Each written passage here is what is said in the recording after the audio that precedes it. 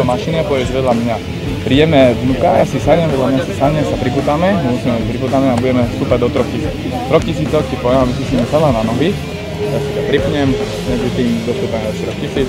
4000 sa postavím a budem pekne sami po dverám. Tvoje nohy dáš pod moje nohy, túto, takto budeš prehnutá.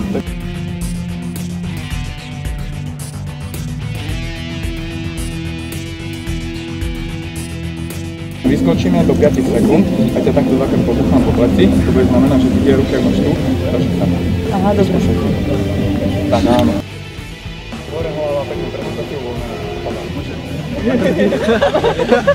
Ja to tak počúvam, vieš, že Pohoda, dobré?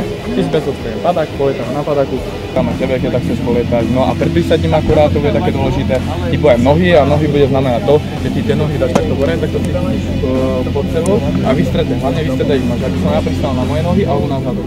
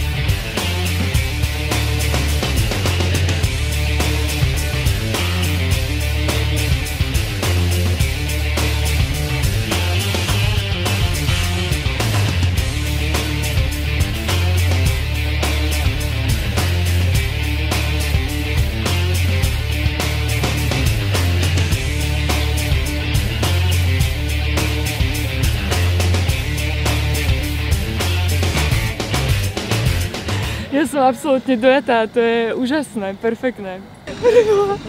Čo rýchlo ste išli? Ježiši, čo? Jaké to bolo sakra?